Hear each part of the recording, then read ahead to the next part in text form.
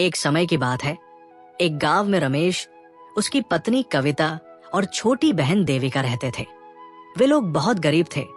कुछ समय बाद रमेश की फौज में नौकरी लग गई। कविता, मेरी फौज में नौकरी लग गई है। मुझे ड्यूटी ज्वाइन करने के लिए जाना होगा। अच्छी बात है, अब हमारी गरीबी दूर हो जाएगी और मैं मजे से रहूंगी। भैया, आप कब वापस आओगे? मुझे आपकी बहुत याद आएगी भैया। चिंता मत करो देविका, मैं खत लिखता रहूंगा और हर 6 महीनों में छुट्टी आता रहूंगा। ठीक है, पर हर महीने टाइम से पैसे भेजते रहना। अगले दिन रमेश अपनी ड्यूटी ज्वाइन करने चला जाता है। 8 महीने बाद एक दिन। देविका, तू अभी तक गाय चराने नहीं गई? अभी जाती हूँ भाभी। अरे देविका, कितनी बार तुझे कहा है कि सुबह सुबह ही चली जाया कर, और ले ये रोटी भी लेती जा, भूख लगे तो खा लेना। कविता उसे गोबर की रोटी पर आटे का बूर लगा कर दे देती है।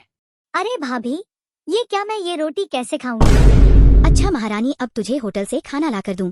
लेना है तो ले, वरना भूखी मरेगी। भाभी, तुम मेरे साथ ऐसा क्यों कर रही हो? भैया तो पैसे भेजते हैं ना। अच्छा, मुझसे जबान लड़ाती है। और देविका को एक थप्पड़ मारती है। देविका रोते हुए गाय को जंगल चाने ले जाती है। कविता हर रोज वही गोबर के उपले की रोटी देविका को खाने में देती है। 1 साल बाद रमेश छुट्टी पर घर आता है। अरे कविता, देविका दिखाई नहीं दे रही, कहाँ है वो? वो तो गाय चराने जंगल गई है। तुमने देविका को जंगल भेज दिया, पर क्यों? क्या करती, रोज घर पर पड़े रहकर तुम उसकी शादी भी तो नहीं करवाते। अच्छा, मैं उसे बुला लाता हूँ। रुको, तुम जा रहे हो तो उसका खाना भी लेते जाओ। ठीक है, मेरा भी बांध दो, हम दोनों भाई बहन आज वहीं खा लेंगे। कविता 3-4 अच्छे अच्छे पकवान बनाती है। हलवा, पूरी, सब्जी, खीर और मिठाई सब बांध के दे देती है। देविका, देविका देखो, तुम्हारा भाई आ गया। कहाँ हो बहन? इतने में दूर से आवाज आती है। भैया, ओ भैया, तुम आ गए। इतनी देर क्यों लगाई भैया? मुझे तुम्हारी कितनी याद आई भैया। चिंता मत करो बहन, मैं पूरे 2 महीने की छुट्टी आया हूँ।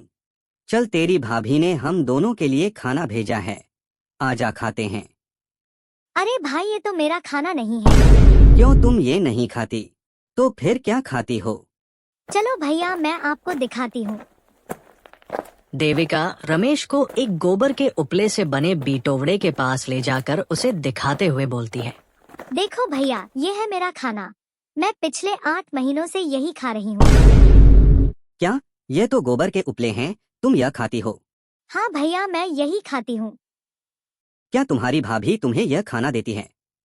रमेश गुस्से से आग बबूला हो जाता है। तुम यह खाकर जिंदा कैसे हो मेरी प्यारी बहन? भैया, मैं माँ शक्ति की पूजा और व्रत करती हूँ।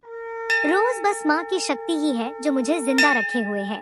मैंने माँ से कहा था मेरे भैया के आने तक मुझे शक्ति देना माँ। चल घर बहन, मैं तुम्हारी भाभी को बताता हूँ। देविका भाई का हाथ छुड़ाकर पास के पर्वत पर चढ़ जाती है। रमेश देविका चिल्लाते हुए पीछे भागता है, तभी वहाँ की धरती फट जाती है और देविका उसमें समाने लगती है। रमेश उसे रोकने की कोशिश करता है पर नहीं रोक पाता। देविका धरती के अंदर से बोलती है, भैया, मैं जा रही हूँ, तुम अब घर जाओ और हो सके तो इस स्थान पर मेरा एक मंदिर बनवा देना।